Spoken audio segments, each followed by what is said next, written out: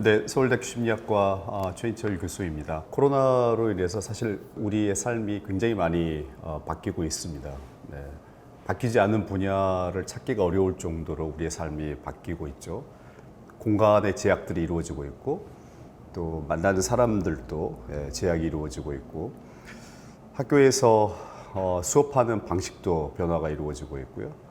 또 종교 의식도 엄청난 변화를 지금 겪고 있습니다.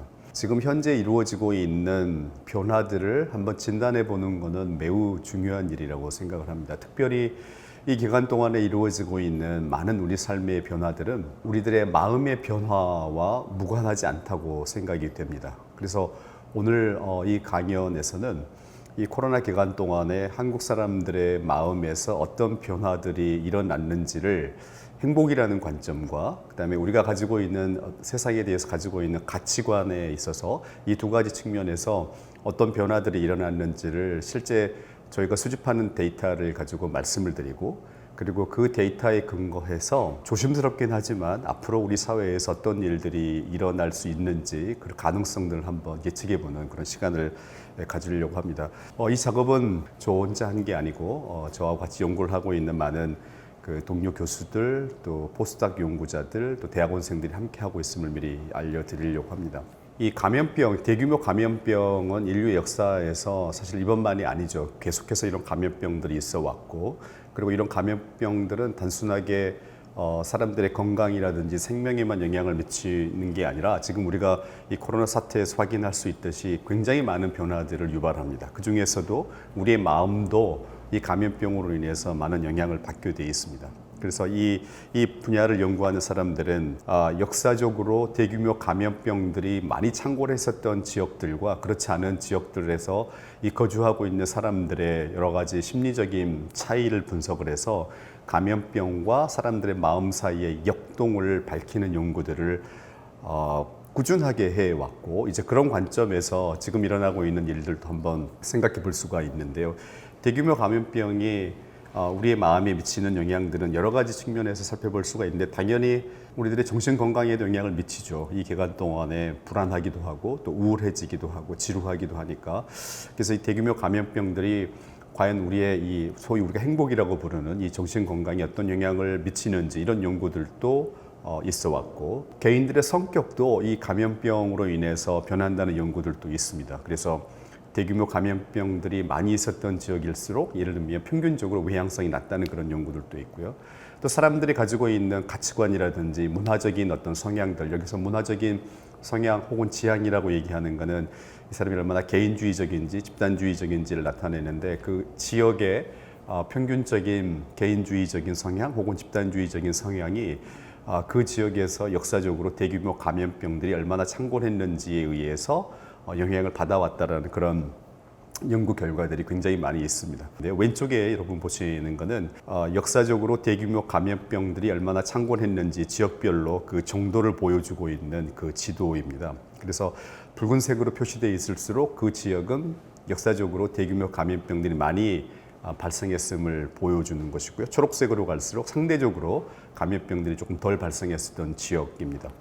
오른쪽에 있는 그래프는 심리학자들이나 인류학자들이 각 지역의 문화를 개인주의와 집단주의의 정도에서 점수화를 했는데 그 정도를 지금 보여주고 있는데요. 붉은색으로 칠해져 있을수록 그 지역의 문화가 개인주의적이라는 걸 보여주고 초록색일수록 집단주의적이라는 걸 보여줍니다. 왼쪽과 오른쪽 그래프를 비교해 보시면 굉장히 연관성이 있다는 것을 아마 확인하실 수 있을 겁니다. 다시 말해서 대규모 감염병들이 자주 발생했었던 그러니까 왼쪽 지도에서 붉은색이었던 우리나라도 조금 그런 편에 속하는데요. 그런 지역일수록 오른쪽 그래프에서 초록색에 가까운 다시 말해서 집단주의 성향이 좀 강한 그런 패턴을 보이고 있습니다. 감염병과 마음의 역동은 감염병에서 마음으로 가는 이런 일방적인 관계만 있는 게 아니라 마음으로부터 이 대규모 감염병에 대처한 우리 행동에도 영향을 미치게 되죠. 그래서 예를 들면 이번 케이스 같은 경우에도 사람들이 과연 얼마만큼 마스크를 쓰는지 손 씻기를 하는지 이런 예방 행동을 얼마나 자주 하는지 이런 것들은 사실 그 개인 혹은 그 지역 사람들이 가지고 있는 심리적인 특성에 의해서 영향을 받을 수도 있고요. 그리고 이 기간 동안에 어떤 대처 방법들 사람들이 사용하는지, 또 최근에 지금 문제가 되고 있는 다른 집단, 이 감염병이라는 게 접촉으로 인해서 이루어지기 때문에 다른 집단에 대해서 얼마만큼 고정관념, 편견을 드러내는지, 이런 것들도 이 마음과 이 감염병의 역동의 그런 관계 차원에서도 확인해 볼 수가 있습니다. 근데 오늘은 제 강의에서는 마음에서 감염병에 대처하는 혹은 반응하는 그 루트가 아니라 이 대규모 감염병이 우리 마음에 미친 영향을 실제로 우리나라 케이스를 가지고 살펴보려고 합니다. 특별히 행복의 관점에서 먼저 살펴보려고 하는데요. 코로나 바이러스 같은 경우는 사실 이걸 예측할 수 없었기 때문에 미리 누군가가 데이터를 모으기는 거의 불가능했던 그런 일입니다. 우리 마음에 어떤 변화가 있었는지를 알려면 그 전부터 데이터를 모으고 있다가 코로나 같은 이런 사태가 터지고 그 기간 동안에서 계속 데이터를 모으게 되면 그 전과 이 코로나 기간의 어떤 변화를 확인해 볼 수 있을 텐데 미리 예측할 수 없었기 때문에 그런 데이터를 가지고 있는 경우는 굉장히 드문 일이라고 할 수가 있습니다. 그런데 저희 서울대학교 안에 있는 행복연구센터에서는 2017년 9월부터 대한민국 사람들의 행복을 매일매일 측정하는 일들을 해오고 있습니다. 2018년에 한 120만 명이 참여를 했고 2019년에는 150만 명 정도가 참석을 했는데요. 하루 평균 3,000에서 한 5,000 명 정도 되는 사람들이 자유롭게 자기가 원하는 시간에 들어와서 자기 행복에 대한 설문지에 이렇게 작성에 참여하게 되는 거죠. 그러면 개인들에게는 그 개인 행복에 대한 피드백이 주어지고 저희는 그 데이터를 축적해서 대한민국 사람들의 행복이 매일매일 어떻게 변해왔는지를 이제 추적할 수 있게 됩니다. 이런 데이터 세트가 있기 때문에 이제 제가 보여드릴 이 자료는 올해 1월 20일, 이때가 우리나라에서 첫 번째 환자가 발생한 날입니다. 그리고 6월 15일 바로 지난주인데요. 이 기간 동안에 우리나라 사람들의 행복이 어떻게 변해왔는지에 관한 그래프를 보여드리려고 합니다. 이 기간 동안에 저희 서베이에 한 62만 명 정도가 참여를 했습니다. 굉장히 많은 사람들이 참여를 했다고 보시면 되고요. 한 사람이 한 번 이상 원하는 시간에 들어올 수 있기 때문에 총 데이터 건수는 100만 건이 넘는 세계적으로 유례가 없는 가장 큰 데이터 세트라고 저희가 자부하는 그런 분석입니다. X축에 몇 개의 날짜들이 나와 있습니다. 네, 1월 20일 날 첫 번째 환자가 발생을 해서 이제 국가에서 첫 번째 경계를 발동했던 날이고요. 2월 17일이 유명한 31번째 환자가 발생했던 날이고, 그리고 3월 11일에 이제 WHO가 이 코로나 사태를 글로벌 팬데믹으로 선언을 하게 되죠. 그리고 3월 2일에 이제 그 사회적 거리두기가 실시되는 그런 일련의 이제 일들이 있게 되는데, 저희가 처음 분석했을 때는 4월 첫 주까지를 분석을 해본 겁니다. 지금 그래프에서 보시는 거는 이 노란색으로 되어 있는 점선은 우리나라를 제외한 전 세계적인 일일 확진자의 수이고, 중간에 있는 이 파란색 점선은 우리나라의 확진자 수인데 전 세계 확진자 수가 워낙 많기 때문에 이 오른쪽 Y축에다가 10배를 늘려서 지금 그려놨습니다. 그래서 그래프가 비슷하게 보이지만 사실은 세계 확진자 수가 훨씬 많은 그런 케이스이고요. 가운데 실선이 이 기간 동안에 우리나라 사람들의 행복의 변화인데, 보시면 첫 번째 환자가 발생하면서 행복이 일시적으로 감소하는 패턴을 보입니다. 그러다가 확진자 수가 늘어나는 상황이 시작이 되는데 역설적으로 행복이 회복되는 그런 패턴을 보이게 되다가 3월 둘째 주부터, 그러니까 우리나라에서는 상황이 굉장히 좋아지지만 글로벌한 상황에서는 굉장히 악화되는 그런 상황에서 행복이 급격하게 추락하는 그런 패턴을 보이게 됩니다. 그래서 여기까지의 데이터를 저희가 분석을 해서 지금 논문으로 제출한 상황이고요. 조금 그 이후의 상황, 과연 4월 첫째 이후로 우리의 행복이 과연 계속해서 추락을 했는지 아니면은 이 기간 이후에 회복을 했는지, 그걸 보기 위해서 6월 15일까지의 데이터를 분석을 해서 지금 여러분께 보여드리고 있는데요. 4월 첫째 이후로 계속해서 하락하는 패턴을 보이다가 4월 둘째 주부터 조금씩 회복되는 그런 패턴을 보입니다. 그래서 지금은 저희가 초기에 경험했었던 행복 수준으로 거의 회복이 되어 있는 그런 상태이죠. 4월 15일은 여러분 기억하시겠지만 총선이 있던 날입니다. 총선 투표하시면서 느끼셨겠지만 그때 사람들은 굉장히 좀 국가에 대한 자부심도 있었고요. 이런 상황에서 우리가 투표하고 있다는 거가 세계적으로 뉴스로 나오면서 굉장히 자부심도 있었고 또 이렇게 철저하게 방역하고 있다는 거에 대한 어떤 안도감도 있었고 그리고 이미 우리 상황은 그때 많이 안정이 됐기 때문에 그 기간을 거치면서 이 시점을 거치면서 사람들의 행복이 굉장히 회복되는 그런 패턴을 여러분이 확인하실 수가 있습니다. 그래서 코로나 기간 동안에 사람들의 행복이 하락한 건 맞습니다. 그래서 1차 하락이 있었고요. 1월 20일부터 2월 초까지 1차 하락이 있었고 그리고 3월 둘째 주부터 시작을 해서 4월 첫째까지 또다시 2차 하락. 이 기간이 이제 글로벌 팬데믹으로 선언된 상황인데 2차 하락이 있었고 그러나 그 이후 이제 점차로 좀 회복되고 있는 그런 패턴을 확인하실 수가 있습니다. 행복을 한 가지로만 측정하지 않고 다양하게 측정을 합니다. 얼마나 자기 삶에 만족하는지 만족으로도 측정하라고요. 평소에 얼마나 긍정적인 정서를 경험하고 있는지, 그다음에 부정적인 정서를 경험하고 있는지 이런 정서들로도 측정을 하고, 그리고 현재 자기가 살고 있는 삶에 대해서 얼마나 의미를 경험하고 있는지 이 의미를 가지고도 측정을 하는데 삶의 만족도 보시면 역시 처음에 보여드렸던 이런 전체적인 패턴과 비슷한 그런 패턴을 보이고 긍정적인 기분도 마찬가지입니다. 떨어졌다가 잠시 회복이 됐다가 다시 하락했다가 4월 둘째 주부터 이렇게 점차적으로 회복되는 패턴을 보이고요. 부정적인 감정은 이제 반대로 안 좋아졌다가, 그러니까 부정적인 감정이 증가했다가 하락 회복했다가 다시 나빠졌다가 제자리로 돌아온 패턴을 보입니다. 근데 매우 재밌게도 사회적 거리두기가 지속이 되고 또 감염이나 죽음에 대한 어떤 공포가 있기 때문에 사람들의 감정이 안 좋아졌다라는 거는 사람들 쉽게 아마 이해하실 수 있을 텐데 삶의 의미도 이 코로나 기간 동안에 굉장히 하락하는 패턴을 보입니다. 물론 4월 둘째 주 이후부터 회복하는 패턴을 보이지만 그래서 이 코로나 사태가 단순하게 우리의 기분, 우리가 보통 코로나 블루라고 얘기할 때 보통 우리가 감정만을 생각하지만 사람들은 감정에서의 어떤 하락만 경험한 게 아니고 자기 삶에 대한 어떤 근본적인 의심, 회의와 같은 조금 더 근본적인 변화가 있었다고도 추측해 볼 수가 있을 것 같습니다. 굉장히 재미있는 질문 중에 하나는 이 기간 동안에 행복이 하락, 즉 변동을 보였는데 연령에 따라서 어떤 패턴을 보였을까? 10대, 20대, 30대 젊은 사람들일수록 행복의 하락폭이 더 컸을까? 아니면 학교 가지 않고 또 회사도 재택근무하고 뭐 이러니까 오히려 더 행복이 증가했을까?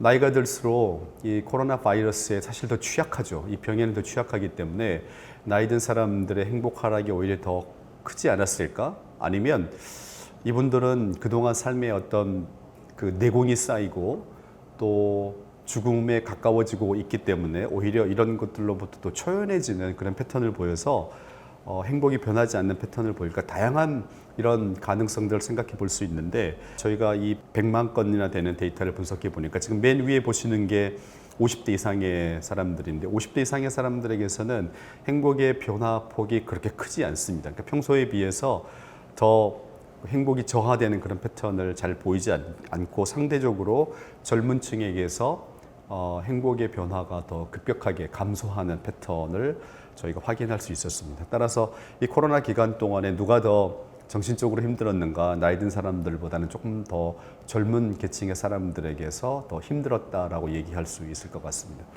그래서 이와 같은 이 코로나를 진단하고 또 미래에 일어날 어떤 대책을 생각해보는 이런 자리에서 만약에 젊은 사람들의 목소리가 들어오지 않으면 그리고 소위 전문가라고 하는 저 같은 이런 사람 대개 이제 50대 이상의 사람들일 텐데요.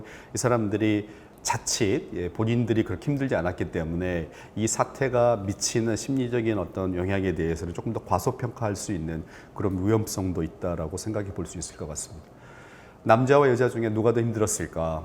특히 이제 아이를 두고 있는 어머니 같은 주부들인 경우에는 모두가 집에서 보내는 시간들이 늘어났기 때문에 오히려 더 힘들었을 거다 이렇게 생각하실 수도 있고 반대로 남자들이 이 사회적 활동이 줄어듦으로 말미암아 더 힘들었을 거다 이렇게 상반된 예측이 항상 가능한 것 같아요. 근데 실제 데이터를 보게 되면은 남녀 모두가 하락하긴 했지만 여자의 하락폭이 남자의 하락보다는 조금 더 그 1차 하락하는 시기, 그러니까 1월 20일부터 2월 초까지 그 1차 하락하는 시기, 그리고 3월 둘째 주부터 4월 초까지 또 2차 하락하는 그 시기에서 이 하락하는 기울기가 여성에게서 조금 더 크게 나타납니다. 그래서 남녀 모두 힘들었지만 여성에게서 조금 더 힘들었다고 얘기할 수 있고요.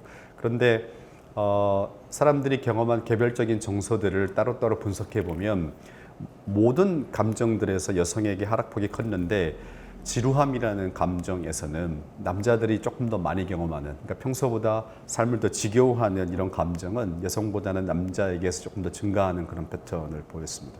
코로나는 우리의 이 행복에만 영향을 주는 게 아니라 우리가 가지고 있는 가치관에도 큰 변화를 줍니다. 근데 특별히 이런 학술적인 관점에서 또 우리의 이런 실생활과 관련된 관점에서 관심 있는 가치 중에 하나가 개인주의, 집단주의입니다. 그래서 이 개인주의와 집단주의가 이 기간 동안에 어떻게 변했는지를 또 저희가 가지고 있는 이 동일한 데이터 세트에서 분석을 했는데요. 집단주의 결과를 보시면 코로나 기간 동안에 계속해서 증가하는 패턴을 여러분이 지금 확인하실 수가 있습니다.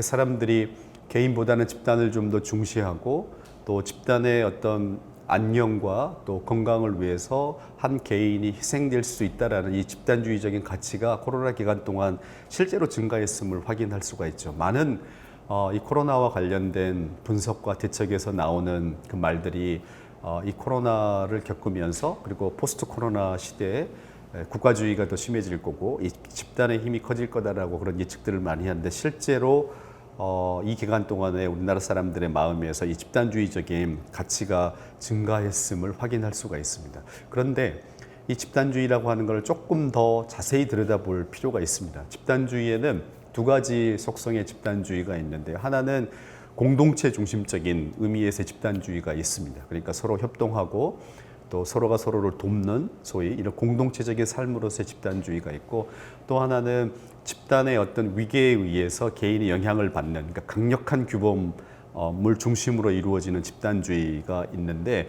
지금 보여드리는 것은 후자의 경우입니다. 이게 강력한 규범, 강력한 리더 이런 것들이 중시되는 이런 유의 집단주의, 이걸 우리가 수직적 집단주의라고 얘기를 하는데 수직적 집단주의는 보시면 굉장히 증가하는 이 기간 동안에 그런 패턴을 보였는데 이 수평적인 집단주의, 그러니까 공동체적인 삶을 사는 그런 걸 중시하는 가치인데 이런 것들을 재는 대표적인 문항 중에 이런 문항이 있죠. 다른 사람과 시간을 보내는 것이 즐겁다. 고강도 사회적 거리두기가 진행이 되면서 사실 이 문항과는 우리는 반대의 삶을 살았던 거죠. 그래서 이런 류의 집단주의는 지금 이 그래프에서 보시다시피 3월 셋째 주부터 급격하게 감소하는 걸 여러분이 확인할 수가 있을 겁니다. 그러니까 우리 안에서 집단주의가 증가했지만 그때의 집단주의란 어떤 규범, 위계 이런 걸 강조하는 집단주의가 늘었다는 걸 의미하고 사람들과 모여서 생활하니까 즐겁다라고 하는 수평적 의미에서 집단주의는 오히려 감소하고 있음을 확인하실 수가 있습니다. 개인주의도 역시 조금 더 자세하게 들여다볼 필요가 있는데요. 수직적인 개인주의라는 게 있습니다. 수직적인 개인주의는 이 경쟁을 강조하는 거죠. 우리 모두 더 좋은 어떤 위치로 올라가기 위해서 서로가 경쟁을 해야 된다라는 의미에서 우리가 수직적 개인주의라고 부르는 건데 이 수직적 개인주의는 오히려 증가하고 있는 패턴을 보입니다. 수평적 개인주의, 사람들은 서로 의지하지 않고 본인의 문제를 해결해야 된다라고 하는 이 수평적 개인주의는 감소하죠. 이건 집단주의 반대이니까. 근데 매우 재미있게도 이 수직적인 개인주의, 경쟁을 강조하는, 경쟁을 피할 수 없는 거다라고 하는 이런 가치는 오히려 증가하는 그런 패턴을 확인할 수가 있었습니다. 그러니까 우리의 가치가 이 코로나 기간 동안에 굉장히 복잡한 형태로 변화했음을 확인할 수가 있는데요. 그 개인의 희생을 정당화하는 강력한 규범, 그리고 위계를 강조하는 이 집단주의가 강화됐지만 동시에 개인의 삶에 있어서 경쟁은 피할 수 없는 거다라고 하는 이 개인을 강조하는 이 두 가지가 동시에 증가하는 그런 패턴을 보인 거죠. 그러니까 다른 말로 얘기하면 집단이 중요하긴 하지만 그러나 우리 개인의 삶을 위해서 소위 각자 도생의 어떤 그 가치들을 이제 자연스럽게 받아들이는 이런 변화들이 일어나는 굉장히 역설적인 패턴들이 동시에 일어났다라고 확인해 볼 수가 있습니다. 이런 변화들이 과연 모두에게 동일하게 일어났을까? 우리가 가지고 있는 심리적인 변인 중에 중요한 변인이 성격이 있습니다. 특히 우리 행복의 성격이 굉장히 중요하게 작동을 하는데 어떤 특정한 성격을 가지고 있는 사람들이 더 힘들었을까? 이런 질문을 던지게 되면 가장 우리가 생각해 볼 수 있는 성격 특징이 외향성, 내향성입니다. 실제로 행복에 관한 연구에서 인간의 행복의 가장 강력한 성격 특성이라고 알려진 것 중에 하나도 외향성, 내향성이기 때문에 그래서 과연 외향적인 성향이 강한 사람들이 코로나 기간 동안에 더 힘들었을까? 사회적 거리두기로 인해서 이런 사회적인 접촉이 제한이 됐기 때문에 아니면 내성적인 사람들이 더 힘들었을까? 이런 그 이제 가능성들을 한번 생각해 보는 거죠. 당연히 외향적인 사람들이 더 힘들었을 거라고 예상하실 수도 있지만 반대로 내성적인 사람이 더 힘들었을 거라고 예상할 수도 있습니다. 왜냐하면 이제 사람들이 이런 모니터를 통해서 수업을 듣고 회의를 하는데 모니터에 많은 사람들의 얼굴이 동시에 등장하는 거죠. 이거 내성적인 사람들에게는 엄청난 자극입니다. 때로는 어떤 사람의 얼굴이 크게 화면에 등장하잖아요. 이게 내성적인 사람들에게는 감내하기 어려운 그런 자극이 되는 겁니다. 따라서 내성적인 사람이 오히려 더 힘들었다고도 얘기해 볼 수 있는 거죠. 그러나 실제로 저희가 데이터를 분석해 보니까 외향적인 사람들의 행복의 하락폭이 내성적인 사람들의 행복의 하락보다는 조금 더 크게 나타납니다. 역시 사회적 접촉이 줄어들었기 때문에.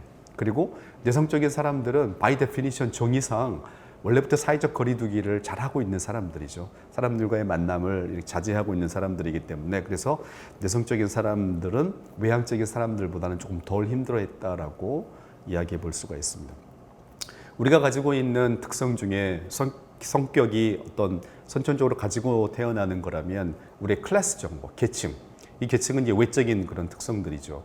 이 계층도 우리의 행복에 굉장히 중요한 힘을 발휘하는데 그러면 과연 상위계층 사람들의 행복이 더 하락했을까? 하위계층 사람들의 행복이 더 하락했을까? 하위계층 사람들의 행복이 더 하락했을 거라고 쉽게 예상해 볼 수도 있지만 그러나 상위계층 사람들의 행복이 하락했다라고도 예상해 볼 수가 있죠. 왜냐하면 인간의 행복에 기여하는 중요한 활동 중에 몇 가지들을 보면 여행이라든지 사람들과의 어떤 식사라든지 이런 활동들은 계층적으로 조금 더 위에 있는 여유 있는 사람들이 해왔을 가능성이 많이 있기 때문에 그러나 이 사회적 거리두기로 인해서 그런 것들의 제약을 상위계층 사람들이 더 많이 받았을 거라고 또 생각해 볼 수도 있는 겁니다.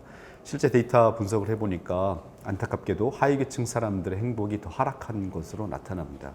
그래서 이 코로나 기간 동안에 실제로 병에 더 취약해지는 데 있어서 계층이 관여할 가능성도 있지만 이 기간 동안에 우리가 경험하는 행복의 하락에 있어서도 이 계층 간의 어떤 불평등이 나타나고 있음도 확인해 볼 수가 있습니다. 제가 빠른 속도로 말씀을 드렸습니다.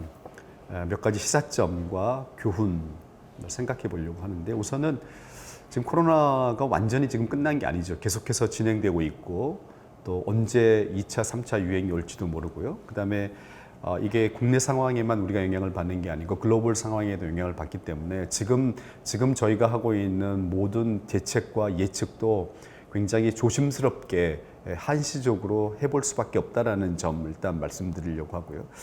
그다음에 이 기간 동안 저희가 분석한 것 중에 주목할 만한 점은 심리적인 충격이 나이 드신 분들보다는 젊은 사람들에게 훨씬 더 컸었다라고 하는 점. 그리고 이 기간 동안에 인간이 가지고 있는 두 개의 아주 강력한 욕구가 있죠. 혹은 불안 같은 게 있는 겁니다. 하나는 뭐냐면 감염과 죽음에 대한 불안. 이거를 이겨내려고 하는 하나의 마음이 있고 또 하나는 이 기간 동안에 경험하고 있는 이 삶에 대한 재미없음, 지루함. 이 두 가지가 우리 안에서 갈등을 지금 일으키고 있는 겁니다. 따라서 이 두 가지 중에 어느 쪽을 더 강하게 느끼느냐에 따라서 어떤 사람은 사회적 거리두기를 잘 지키지 않고 조금 더 즐거움을 추구하는 그런 행동들을 하게 된다고 볼 수가 있습니다. 그래서 앞으로 일어나게 될 변화들도 이 두 개의 우리 안에 있는 강력한 어떤 그 힘에 대해서 생각해 보면 앞으로 일어날 변화들도 좀 생각해 볼 수 있지 않을까. 가치관에 있어서 집단주의가 강화된다. 그리고 그런 징조들은 보이고 있다. 그러나 안타깝게도 동시에 이제 각자 도생을 자연스럽게 받아들이는 개인의 경쟁을 강조하는 받아들이는 이런 것들 동시에 일어나고 있어서 앞으로 우리의 삶이 이 개인의 생존이 집단의 효율적인 개입에 의해서 보장이 될 수 있다면 그 집단을 받아들이겠다고 하는 집단주의가 강화됐지만 동시에 그러나 내 삶은 내가 지켜야 된다라는 이런 개인주의적인 성향이 동시에 지금 생겨나고 있기 때문에 이런 부분들도 이후에 일어날 변화를 예측해 보는데 중요할 것 같습니다. 그리고 안타깝게도 이 기간 동안에도 적어도 우리 행복에 있어서도 이 계층의 불평등이 일어나고 있었고, 그리고 한 가지 이제 내성적인 분들에게 희망적인 거는 내성적인 사람들이 조금 더 살만했다. 모두가 힘들어한 그런 상황이었지만 내성적인 사람들이 조금 더 살만했고 더 편안을 느꼈기 때문에 앞으로 일어날 이 포스트 코로나 이 시기에도 아마 내성적인 사람들이 조금 더 잘 살지 않을까, 조금 더 편안해하면서 살지 않을까라고 하는 그런 예측도 해볼 수 있을 것 같습니다. 감사합니다.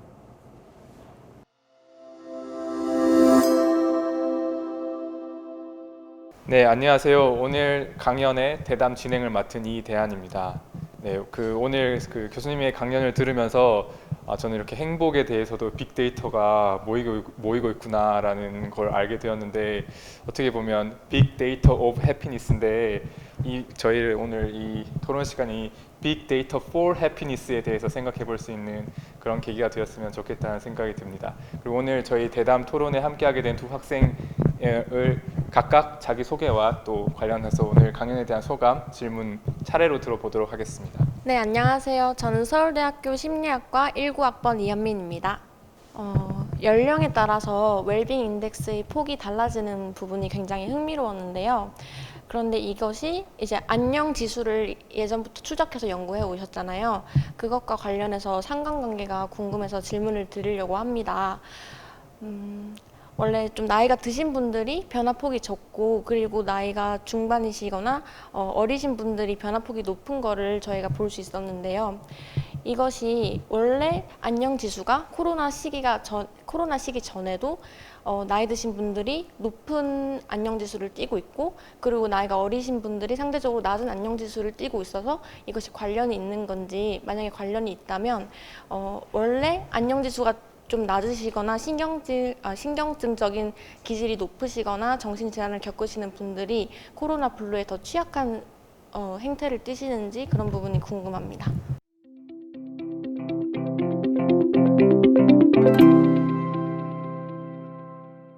네, 그 나이와 행복의 관계가 사실 오랫동안 그 관심의 대상이었어요. 그러니까 우리는 나이 들면 더 행복해질까? 어렸을 때 그런 생각 하잖아요. 빨리 어른이 되고 싶어. 근데 또 어른들은 야, 그때가 좋을 때야 뭐 이런 얘기를 하니까 과연 우리 행복은 나이와 함께 어떻게 변할까? 이제 이걸 연구를 많이 했는데 대체로 패턴은 U자형 패턴을 보여요. 그래서 여기 학생들 요 시기가 가장 인생에서 행복감이 낮은, 그리고 특히 또 여성이 낮아요. 그런데 이제 40을 지나고 50, 60이 되면서부터 이렇게 행복이 올라가는 패턴을 이렇게 보여요. 그러니까 코로나 전에도 나이 드신 분들이 20, 30대보다는 행복감이 높은 거는 코로나 전에도 마찬가지예요. 근데 지금 보여드리는 거는 누구나 감소했는데 그 감소 폭에 있어서 나이 든 분들이 감소를 조금 덜 했다라는 거거든요. 왜 그럴까? 몇 가지 이유가 있는데, 하나는 나이가 들면은 정서의 그 리액티비티, 반응성이 좀 줄어요. 그래서 좋은 일이 있어도 젊은 사람들은 와 너무 신난다 이런 반응을 보이는데, 나이 드시면은 적당히 좋은 거죠. 반대로 안 좋은 일이 생겨도 우리는 젊었을 때는 되게 좌절하고 뭐 화나고 이러는데 그럴 수도 있지 이렇게. 그러니까 정서적인 리액티비티가 줄어드는 거가 이제 하나가 있고요. 그다음에 두 번째는 이제 나이가 들면은 좀 안타깝긴 한데 죽음을 생각해요. 죽음을 생각하면은 사람들의 마음에서 이제 어떤 변화가 일어나냐면 하루하루 즐겁게 사는 게 제일 중요하구나라는 생각이 들어요. 그러면 그때 제일 중요한 이제 그 내가 해야 할 걸로 뭐가 떠오르냐면은 만날 필요가 없는 사람들을 안 만나야 되겠다. 그러니까 내 기분을 해치는 사람들을 그런 사람들을 안 만나야 되겠다예요. 그러니까 어떤 의미에서 보면은 50, 60, 70 이렇게 들어가게 되면 소위 사회적 거리두기를 선택적으로 이미 하고 있는, 그러니까 영향을 덜 받아요. 그래서 이런 것들도 하나의 이유가 아닐까 이렇게 생각해 보는 거죠. 네, 그 말씀을 들으니까 제가 그 20살 때 저희 아버지께 전화를 걸어가지고 아빠는 왜 친구가 없어? 라고 질문했던 적이 있어요. 왜냐면 제가 대학을 다녀보니까 이렇게 친구들도 많이 사귀고 막 그런 술자리도 너무 즐겁고 한데 왜 그 친구들 다 어디 갔을까? 아빠도 한때 대학생이었을 텐데. 근데 저도 이제 시간이 지나면 지날수록 점점 좀 급격하게 특히 대학 졸업하고 나오면 사회관계 폭이 줄어들더라고요. 근데 되게 아이러니컬한 게 그 코로나19에 감염됐을 때 그 레살리티 치명률이나 그 중증도를 따지면 반대잖아요. 그 나이가 많으신 어르신들이 훨씬 신체는 취약하고, 근데 또 한편으로는 마음에 대한 면역력은 오히려 어르신들이 더 강하다는. 네, 네. 너무 좋은 지적이세요. 그러니까 우리의 신체적으로는 병의 관점에서는 나이가 들수록 취약해지는데 이런 어려움들, 이게 굉장히 위협적인 상황이잖아요. 이런 위협을 견뎌내고 이겨내는 마음의 어떤 힘의 관점에서 보게 되면은 젊은 사람들이 더 취약하고 나이가 들수록 더 강해지는 이런 모습이 나타나서 한편에서는 좀 참 페어하다 이런 생각도 들죠.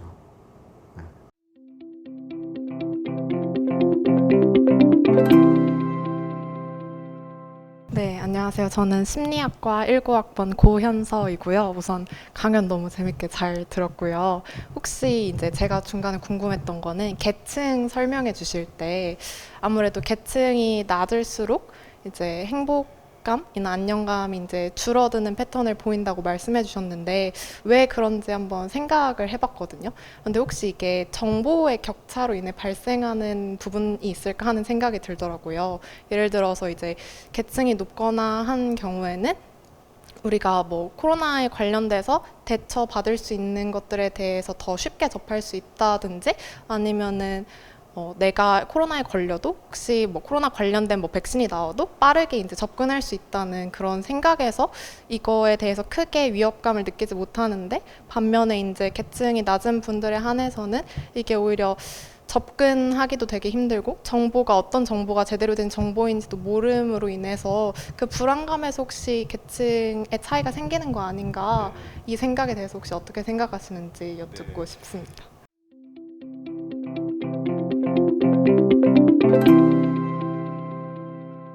그 계층의 차이가 이런 위협 상황에서 큰 차이를 만들어내요. 그러니까 꼭 코로나 이 사태만 아니더라도 이게 뭐 예를 들면 자연재해로 인한 또 위협도 있을 수가 있고요. 무슨 뭐 전쟁 같은 것도 있을 수가 있고. 그러니까 어떤 종류의 위협이든지 계층이 낮으면은 좀 불리한 이제 그런 패턴들을 보이게 되는데 따라서 거기에 하나의 이유만 있는 것 같지는 않아요. 당연히 경제적인 하위 계층일수록 이 코로나 기간 동안에 수입이 감소했을 가능성이 있고, 그다음에 직업을 잃거나 또 이 고용이 불안정해지는 그런 위험을 겪었을 가능성이 있잖아요. 그러니까 그런 것들을 다 감안하게 되면은 아주 굉장히 다양한 요소들이 작동했을 가능성이 있다. 지금 말씀하신 그 정보의 어떤 비대칭적인 그런 면들도 작동했을 가능성이 있어요.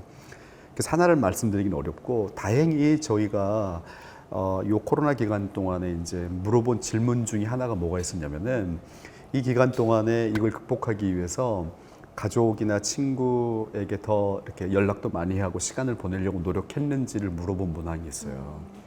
근데 거기에서 계층의 차이가 나타나요. 그리고 그 차이가 지금 말씀드린 이 차이를 통계적으로 매개한다 그러잖아요. 이 매개 효과를 보이는 걸로. 그러니까 아마 상위 계층의 사람들은 이 어려움 상황에서도 본인들이 가지고 있는 여러 가지 리소스들이 있기 때문에 가족이나 친구들과 시간을 더 보낼 어떤 여유 같은 게 있어서 그런 노력을 더 한 것 같고요. 하위 계층 사람들은 그걸 조금 더 할 수 있는 기회가 적지 않았나. 그러니까 이것만이 이유는 아닌데 그런 게 있었어요.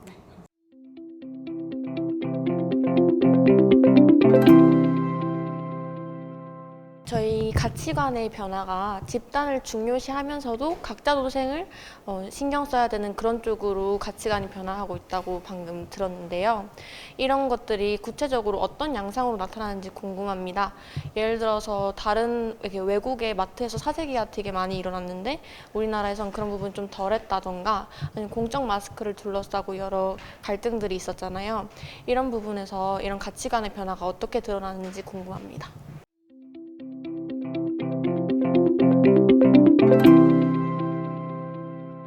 네, 너무 좋은 질문인데요.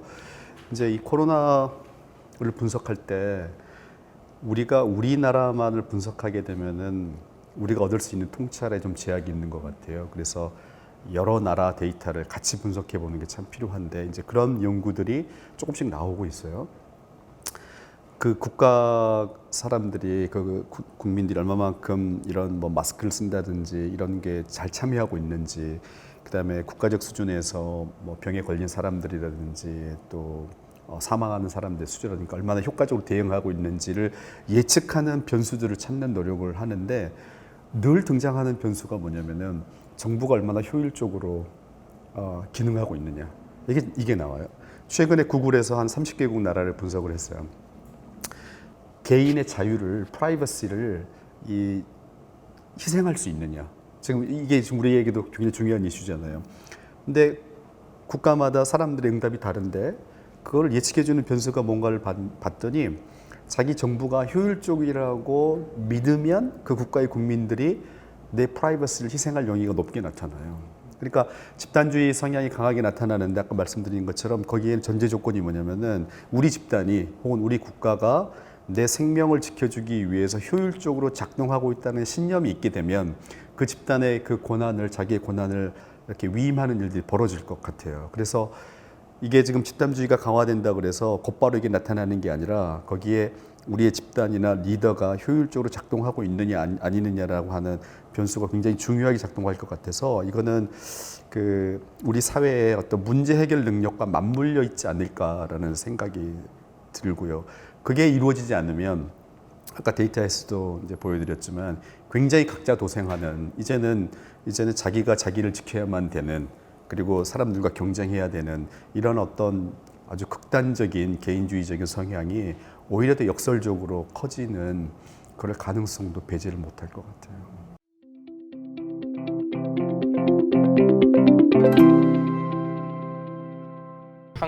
한국인들의 정신 건강 얘기하면 빠지지 않는 게 자살률 1위 그런 얘기들이 나오잖아요. 지금 너무 모든 것들이 코로나19에 초점이 맞춰져 있는 상황인데, 그러니까 전반적인 이 한국인들의 정신 건강에서 이 포스트 코로나19 시대에 어떤 그 임팩트가 있을지 이런 것들에 대해서 또 이렇게 논의들이 진행되고 있을 것 같은데.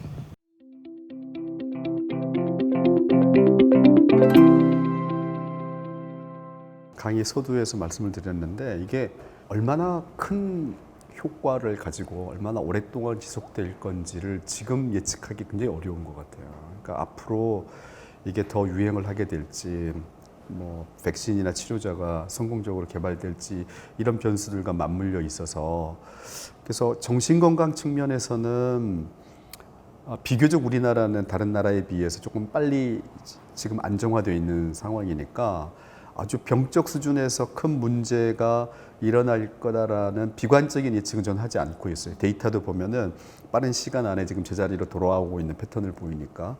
근데 오히려 그거보다는 아까 말씀드린 것처럼 이제 근본적인 가치의 변화, 어떻게 사는 게, 어떻게 일하는 게, 어떻게 공부하는 게, 누구랑 사귀는 게, 예를 들면 이런 문제들에 대한 어떤 그 생각의 변화가 조금 더 근본적인 변화를 불러오지 않을까라는 생각을 하고, 그러나 만약에 이제 이 코로나 사태가 장기화되고 더 악화되면 정신 건강도 굉장히 심각하게 영향을 받을 거다. 이 정도로는 말씀드릴 수 있을 것 같아요.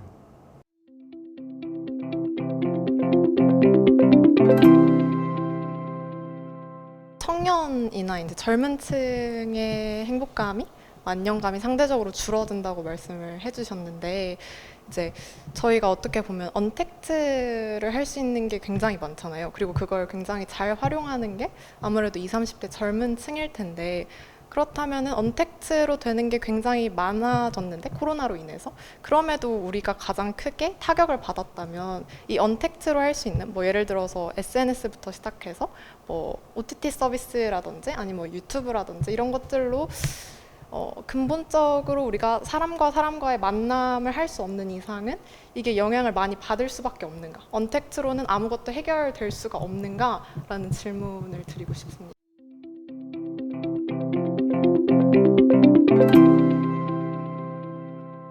네, 그건 사실 제가 여러분에게 들어야 할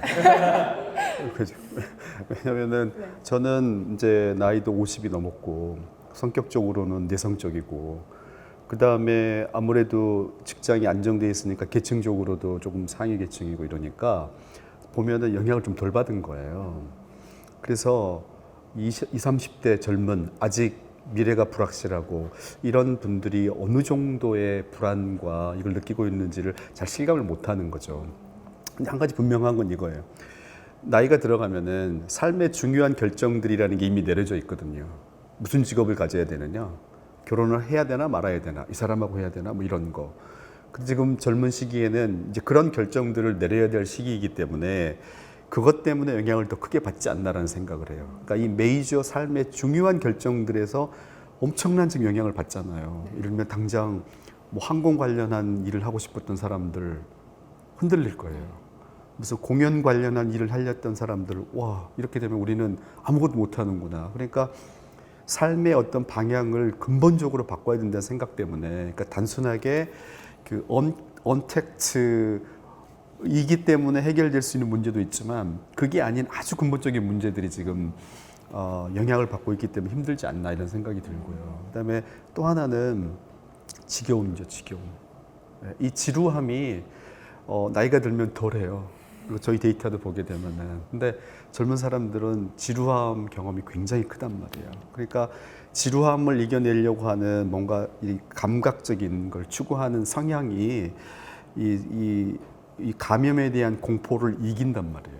근데 나이가 들면은 이게 게임이 안 돼요. 지루함은 다 해결할 수가 있기 때문에. 그래서 언택트가 해결하지 못하는 문제가 하나는 삶의 중요한 결정들을 해결 못 해주는 거고요. 여전히 삶의 지루한 문제가 남아있다. 근데 그 지루함의 핵심은 뭐냐면 사람을 만나야 되는 거예요. 사람. 근데 언택트는 여전히 그 문제를 완벽하게 해결해 주지 못하는 게 아닌가 생각이 들어요. 그 젊은 또 청년층의 목소리를 궁금해하니까 관련해서 본인의 뭐 경험이나 본인이 이 지루함을 어떻게 이겨내는지 코로나19 시대에 그런 얘기 한마디 들어보면 좋을 것 같습니다. 저는 줌이라는 플랫폼을 이용해서 시험 기간에도 이제 친구들이랑 같이 공부를 하거든요. 원래라면 만나서 카페에서 조금 수다도 떨면서 이제 공부도 같이 하고 했을 건데 그게 안 되다 보니까 그런 걸 억지로라도 틀어놓고 같이 공부를 봐주기도 하면서 그렇게 공부를 하기도 했고.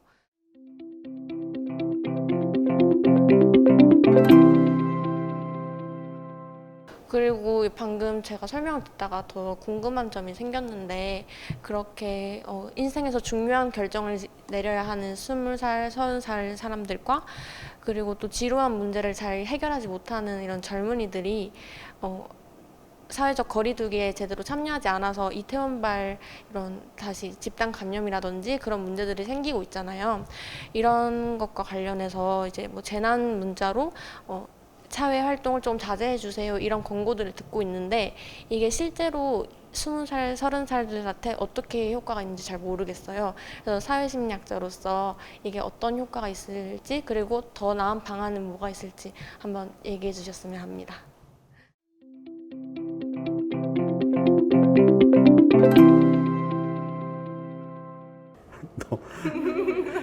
너무 어려운 질문인 것 같아요. 근데 한 가지 분명한 건 이건 것 같아요. 꼭 이태원 클럽이 아니더라도 많은 사람들이 사회적 거리두기를 조금 이제 느슨하게 지키고 있잖아요. 지루하기 때문에. 그런데 거기에서 문제가 생겼을 때 다른 사람들이나 언론은 어떤 책임감의 부재, 어떤 뭐 이 공동체 정신의 결여 이런 식으로 어떤 도덕적인 비난을 하는데 그거는 근본적인 문제 해결은 아니다.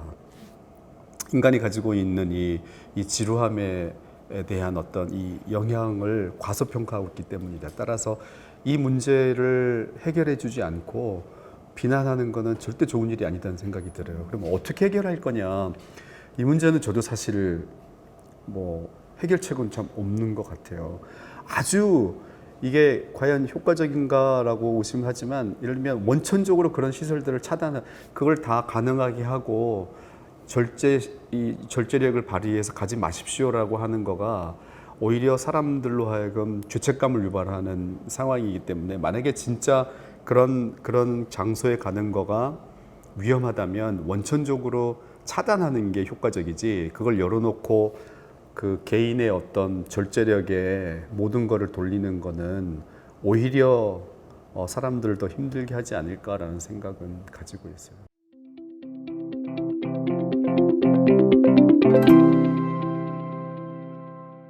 그런 우리가 그 코로나로 인해서 경기가 너무 나빠지면 금리를 낮추고 돈을 풀고 하는 경기 부양책을 쓰잖아요. 근데 사람들의 그 정신 건강, 행복도가 낮아졌을 때 그거를 사회적인 차원에서 부양할 수 있는 방법에 대해서 정책 결정하시는 특히 분들이 고민을 하고 있을까라는 의문이 들더라고요. 그러니까 이게 물론 개인의 차원에서의 노력으로 주물해서 이렇게 얘기를 하면서 조금이라도 그 뭔가 그 사람의 그 사람 간의 컨택에서 오는 그 행복감을 느끼고 하려고 하는데, 그 개인의 차원이 아니라 시스템적인 차원에서 뭔가 행복도를 올릴 수 있는 그런 방법, 이런 그런 길 같은 것들이 있을까요?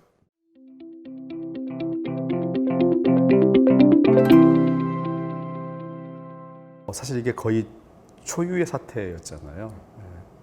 아마 이제 뭐 옛날에 이런 경험이 있었던 분도 계시겠지만 대부분의 사람들은 처음 경험해보는, 개인적으로도 그렇고 국가적으로도 그러니까 아마 이제 이걸 몇 번 겪으면 뭔가 솔루션들이 더 나올 것 같아요. 근데 지금에서는 워낙 처음 경험한 일이라서 우리가 행복을 그 유지할 수 있는 혹은 높일 수 있는 방법을 크게 두 부류로 나누면은, 하나는 마음을 관리하는 거죠. 어떤 상황이 와도 이 상황을 긍정적으로 받아들이고 재해석하는 마음을 관리하는 게 하나의 큰 캐테고리의 방법이고요.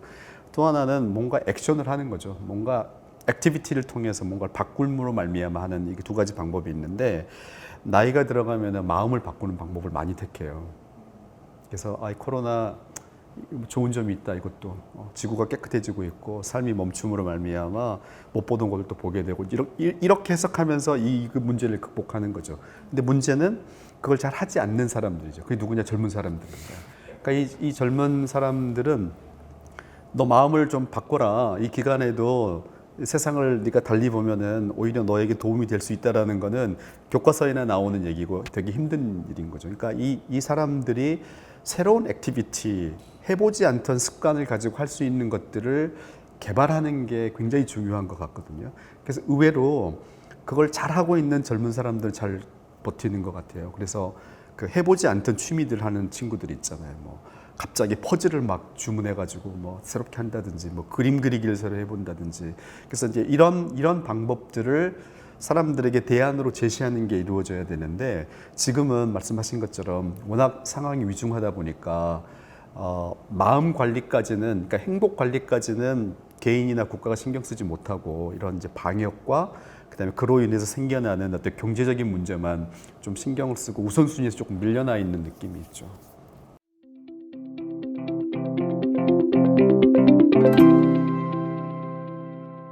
많은 질문을 더 하고 싶지만 시간이 이제 허락된 시간이 거의 다 돼가서 한 가지 짧은 질문씩만 더 학생들께 받고 마무리하도록 하겠습니다. 먼저. 방금 말씀해주신 걸 들으면서 저도 생각이 난 건데, 이제 상대적으로 국가에서 태도에 관련된 부분의 변화는 많이 이제 홍보를 하는 것 같아요. 예를 들어서 손을 뭐 항상 깨끗이 씻으라고 하든지, 뭐 거리두기를 뭐 2m씩 항상 지켜달라라든지의 이야기는 항상 나오는데, 우리가 사실 지금 충분히 잘하고 있다, 너는 지금 충분히 잘 대처하고 있다라는 뭐 자기 효능감이나 이런 부분에 대해서 너무 관리가 안 되고 있다는 생각이 들거든요. 그래서 그런 부분에서 이제 정부가 한 번쯤 짚어줄 때가 되지 않았나 싶은 생각이 들고.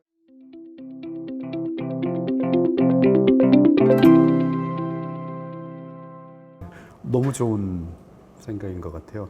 이 코로나 기간 동안에 우리에게 일어난 긍정적인 변화 중에 하나가 국가적 자부심이 우리가 커졌다는 얘기를 참 많이 하잖아요. 그러니까 우리가 지금 사실 굉장히 잘하고 있다라고 하는 어떤 메시지들을 주는 것 되게 좋은 것 같아요. 한 가지 생각해 볼 거는, 지금 누구에게 책임을 돌리는, 자제력이 부족하다든지 공동체 정신이 부족하다든지 이렇게 책임을 돌리는 태도를 문제 삼는 거는 크게 도움이 되는 일은 아니다. 그리고 다른 나라와 비교하게 되면 사실 우리가 굉장히 잘하고 있잖아요. 특히 뭐 손 씻기, 마스크 쓰기 같은 경우에 굉장히 잘하고 있기 때문에 오히려 우리가 못하고 있는 점을 드러내기보다는 잘하고 있는 점을 강조해서 어떤 그 내면의 힘을 기르도록 하는 거가 굉장히 좋은 방법인 것 같아요. 그리고 이거하고 똑같죠. 뭐 긍정적으로 생각하면 행복해져. 이 말 맞는 말이지만 뭘 해야 되지 그러면 할 게 없어지는 것처럼, 그러니까 구체적으로 우리가 우리의 정신 건강을 지키기 위해서 하면 좋을 것들을 구체적으로 제시해 주는 게 필요한 것 같아요. 예. 그리고 사실 서울대에서 마련한 이런 프로그램도 어쩌면 이제 그 일환이라는 생각이 들기도 하고요.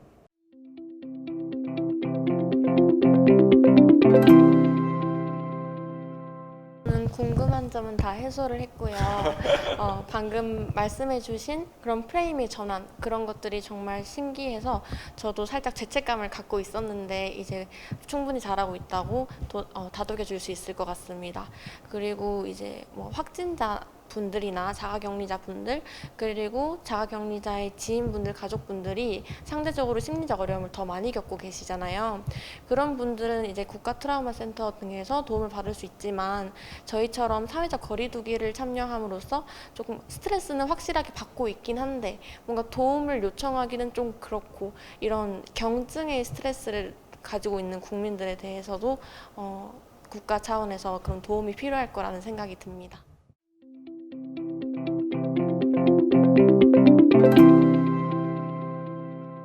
이거 말고도 다른 연구들 하고 있는데요.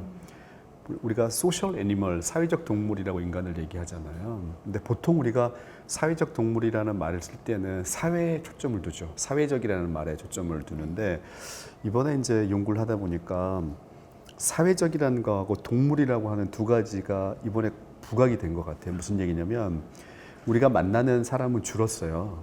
그런데 만남을 통해서 느끼는 행복은 훨씬 커졌어요. 그러니까 사람들의 행복에 기여하는 소셜 릴레이션십의 임팩트는 커진 거예요. 데이터를 보니까.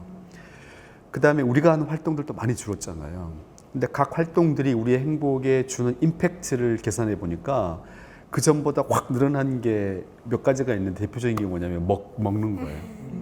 그러니까 가까운 사람들하고 먹는 거가 이 기간 동안에 우리의 행복을 지탱해 준 굉장히 중요한 그 소스가 된 거죠. 그러니까 굉장히 동물적인 먹는 거, 그리고 가까운 사람들과 시간을 보내는 거. 그래서 이 코로나가 우리에게 준 어떤 교훈 중에 하나가 우리는 진짜 사회적인 동물이다. 그러니까 생존을 걱정해야 되는 이 동물과 그다음에 함께 살아야 된다라는 사회성이 더 부각이 된 게 아닌가라는 생각이 들었어요.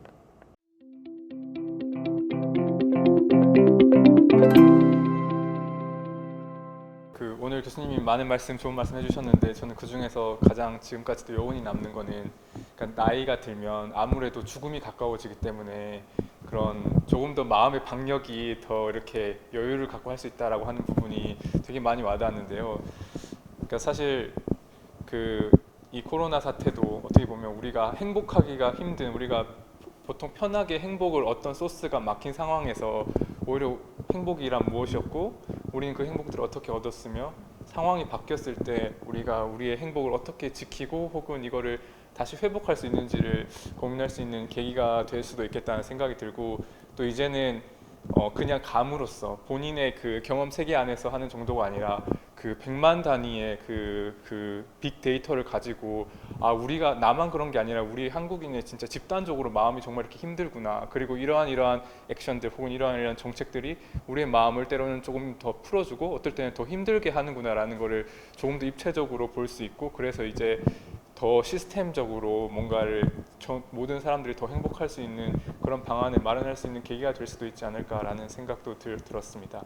네, 그런 생각까지 할 수 있게 해주신 좋은 강연과 또 좋은 토론에 감사드리면서 오늘 대담은 여기서 마치도록 하겠습니다. 감사합니다.